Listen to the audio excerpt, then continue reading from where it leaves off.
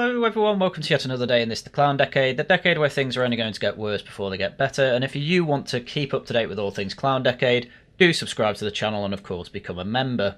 And first we are going to look at, let's be honest here, it's a little bit of right-wing slop, but it does make the point very well that this deal that Starmer has made with the French is absolutely terrible. Because he is set to agree a 17-in, 1-out migrant deal with France in negotiation flop. The UK has hoped for a 1-in, 1-out exchange with Macron this week to kill people smugglers' business model, which to me doesn't even make sense anyway. But we'll get into all that. Let's see the details of why this claim is being made. So Starmer is facing a huge negotiating humiliation this week after it was revealed his hope for migrant exchange scheme with France will be hugely watered down. It was always going to be. I never expected it to be massive. French media have claimed that Mr. Macron, who is in Britain for a state visit, may only agree to a deal for 50 Channel migrants to be returned to France every week. 50 a week. Bear in mind that the average boat is holding anywhere between, 70 and 100. It's way more than 50 anyway. This doesn't even cover one boat. This would amount to 17 migrants entering Britain illegally for everyone returning over the Channel, and so this as well is a bit of right-wing slop. It's effectively trying to mess around with the numbers in a way that I'm totally fine with, because it's not untrue, but it's more that the deal is only, we will have return schemes. The thing is, it's going to be a capped number, which I never expected it to be all of them anyway, because they only have so many people that they can send back over, because at the end of the day, the asylum seekers who were granted asylum in France that they are sending over have to have British family ties over in the UK to actually come over. And again, the problem with that is there's going to be an awful lot of fraud. Le Monde, the respected French newspaper, reported on Wednesday the number of people affected would be symbolic, at the highest of around 50 returns per week. A total of 21,117 migrants have crossed into Britain from France in 2025 alone, with a total of 44,000 arriving since Starmer entered Downing Street a year ago on the promise to smash the gangs. And obviously if you have 50 per week being returned, and again that's the cap, not necessarily how many they're going to do, we will be able to send back 2,600 while still taking on asylum seekers anyway. That is, by the way, just above 5% of those that have come over the past year. It's absolutely nowhere near where it needs to be. I don't think anyone was ever trying to insist that, to be fair, but obviously it's still going to be the left-wing version of, look, we're doing something about illegal migration. They're not. This is basically nothing. And to be honest, the scheme itself is stupid anyway. It doesn't deal with the issue of ever-rising migration anyway. Effectively what it means is that the illegal migrants that come over, okay, they're just going to be replaced with an asylum seeker instead. That's still immigration going up, and it's still people that either way shouldn't have been in the country. I mean, okay, a somewhat vetted asylum seeker from France is probably better than a random illegal, sure, but I still don't want either, and I still want all of them stopped. The Home Office and Number 10 have declined to comment on the initial numbers that will be returned to France under the trial. I suppose this is another thing of why it's right-wing slop. I am imagining that this 50 per week is only during the trial period, which obviously they're not front-loading that information because it doesn't sell papers. So if this does end up working, which I can't see it happening, but okay, they'll try and ramp it up and maybe it'll be a bit more effective. But again, it doesn't deal with the whole immigration issue in and of itself, it just kicks the can down the road there. Officials previously insisted that numbers would start small, but potentially increase if proved to have an effect on the numbers crossing. Sakir's hopes also face being derailed by EU leaders, with a diplomatic source telling Le Monde, "We are putting ourselves in the hands of the English with minimal compensation, and we are depriving oourselves of a European agreement." Oh wow, okay, I mean, you know, we gave France a lot of fishing rights, and a hell of a lot less friction at the border when it comes to trade, but okay. Shadow Tory Home Secretary Chris Philp said, "If this is true, it amounts to only around 5% of arrivals in the last year, like I just said, means 95% of those crossing get to stay, and so there will be no deterrent effect whatsoever." Thank you very much, Chris Philp. What did you do as Crime Minister then?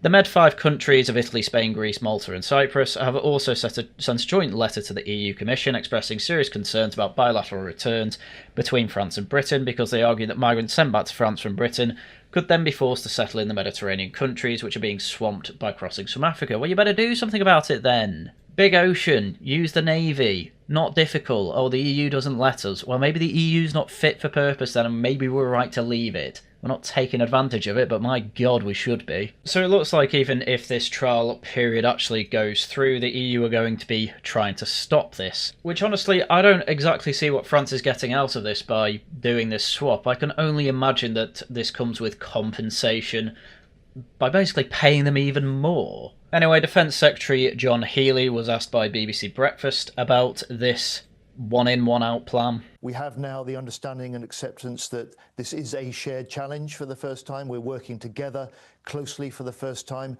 and we're starting to see some already of the results of that. Increased beach patrols, more drone patrols, and some of the action we've seen from French enforcement officers in shallow waters last week, stopping migrants in small boats. I mean, quite a bit of this was already happening. Might be shocking to quite a lot of you, but there are actually images and videos out there of the French police finding people ready to cross the border.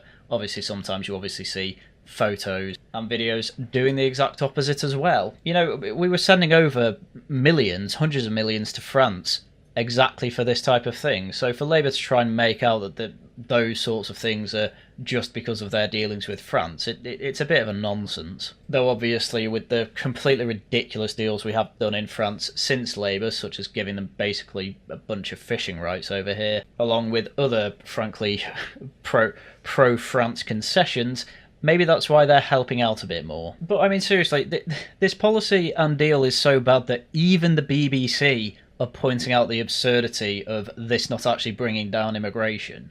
That what that means in practice is that the same number of people will be coming to the UK.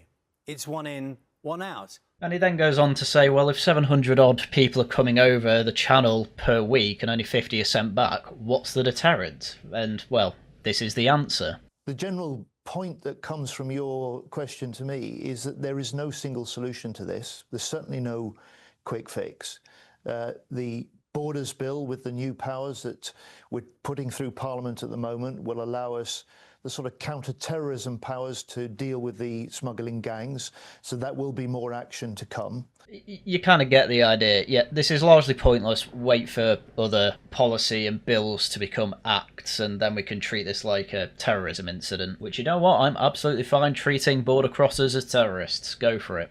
Anyway, given that this was a big announcement, obviously there were questions in Parliament about it, and, well, this is what happened when Nigel Farage tried to ask his question in Parliament about what Keir Starmer's actually going to do about immigration. Nigel Farage. Thank you, Mr. Speaker.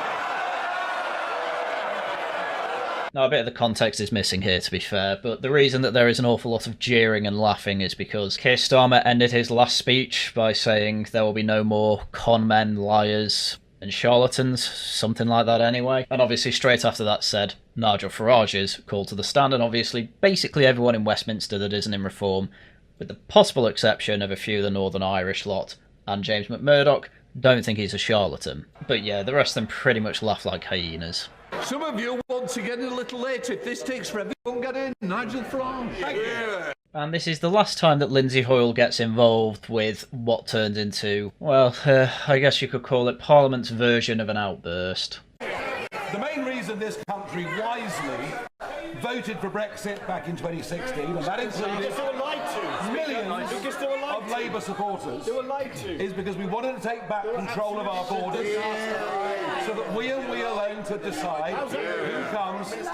This all goes on for quite some time, to be quite honest with you. Where, as you can see, Nigel Farage is trying to get his points across, and it's said that one of the independents behind him is effectively trying to heckle him, saying they were lied to over and over, and, well, let's just quickly play that again. Will you shut up?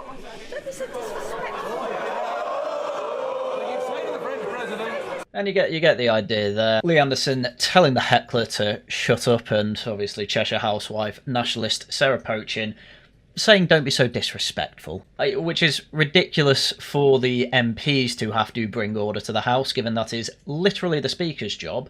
And from what I was hearing from interviews with people who were in the House at the time, what we were hearing here is what is played over loudspeakers for the rest of the House to hear, so they will have heard more than Nigel Farage making his point that people voted for Brexit, want control of their borders. Is this really happening with this deal? No, not really. Instead, they couldn't hear that properly because of the heckling going on, and the Speaker will have known that and did not intervene. Lee Anderson later decided to bring it up as a point of order. Basically, nothing was done about it.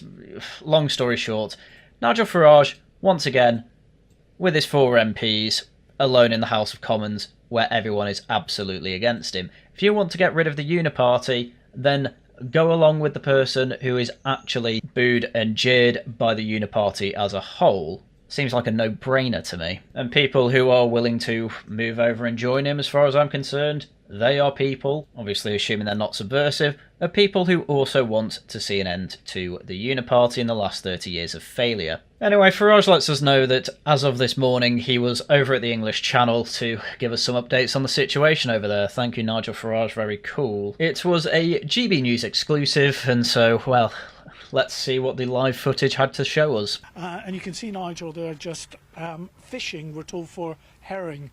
Good morning to you, Nigel. Good morning. I mean, this is all political showmanship and very much in the vein of, well, Nigel Farage being a relatable guy, really. But there's only one and only reason why he's at the channel, and it's obviously not to fish. Isn't it? Yeah, it's a very, very calm day. And of course, the irony that it's today that President Macron and Prime Minister Starmer will sit down and we will accept a deal of some kind given to us by the French. And I think the real annoyance, and what I was trying to say in the House of Commons yesterday, but of course was shouted down, is that we voted Brexit to get back control of our borders, not to have terms dictated to us by an increasingly arrogant French president. Yep, all good, fairly reasonable. Again, decent political theatre. Go right out to the channel. I mean, there's a reason that they were out to the channel on a calm day when Macron's over here to talk about illegal migrants, and that's because it really doesn't take very long to, well, for this to happen. We'll just give you a shot actually over there. I think you can see the French naval vessel, first of all, in the distance there. And then to the left of that is a small migrant boat. Listen, it's kind of difficult to pick up when we're sort of moving and bobbing about. But you do get the idea. Even on this day, when you're supposed to be announcing this big deterrent, it's not particularly working. Okay, it's only one boat. Well, we'll see how the stats play out by the end of today. This is a classic day in the English Channel over the last 5 years when the weather's calm, or a red day as they call it. And yes, you've got a migrant boat, and we've seen it through the binoculars. There's about 70 people on board being escorted all the way over by the French Navy, and behind us we have Border Force sitting on a 12-mile line waiting for the handover. Yes, and this is why the theatrics are, well, quite important. Effectively what Nigel is trying to show here is that you can just be a normal guy on a boat fishing for herring or mackerel or whatever's in the English Channel, and you will see scenes like this. The French Navy bring over migrants in boats, and our Border Force still bring them over at the handover. This is relatively normal on calm days. We know this because we're getting thousands over on calm days like this. Anyway, Farage also posted that there are 78 illegal migrants on board this boat in the English Channel. Only 4 of them were women and children. Are you watching Darren P. Jones? That being a Labour MP who was on Question Time trying to claim that it's mostly women and children who are crossing the border, and absolutely nobody believes that, and we keep seeing proof of, well, the opposite. And this is exactly the handover, and it's exactly things like this that Nigel Farage, along with the rest of Reform, are fighting to change. It's a very, very good piece of political theatre, especially on today of all days, when Starmer was giving a speech trying to celebrate this. So that's where we are at the moment with illegal migration. Apparently the only way you can actually deal with it is, well, throwing one out and getting one back in, while the rest of them are just free to stay here while the Border Force still bring them over. They keep saying there's a multifaceted plan for all this. They're going to smash the gangs, and we're yet to see anything that actually is frightening them, because at the moment they are sending them at a higher and higher rate, at a time when people want it sorted pretty much overnight. This, along with a lot of other things, is going to be Starmer's downfall. I was going to go into some of the other issues that he faced at the moment, but I think, frankly, they can wait for other videos. There's just so much to go through with how awful this government is. It's pretty much everything I was expecting, probably slightly worse than I was expecting, actually, but I was braced for this sort of thing. It's the clown decade, after all, and I've been saying for, well, years at this point, it's going to get worse before it gets better. 4 more years of it getting worse, but it'll get better after that. Kinda has to. There's no other option. If you believe history is cyclical, don't worry. Then what we are expecting is similar to the 70s going into the 80s, where Thatcher came along and fixed an awful lot of the issues. She wasn't perfect, but who is? So with that, I will do a short one for once again. With that, it's everything I had for you for today. So if you do enjoy my channel, leave a like, leave a subscribe to it, of course, as well, and leave a comment. If you really like my channel, please do become a member, leave super chats, super thanks. Great ways to help out the channel. If you like my videos, obviously more will come out as and when I can make them. In terms of streams, there is Laughing at the Guardian tomorrow evening. There is Tosh Talks, yes, Tosh Talks next Tuesday over on the Worcester Club, and then we're starting a Hollow Knight run through next Thursday. So, with that, that's everything I had for you for today. Once again, thank you very much for watching. Until next time, goodbye.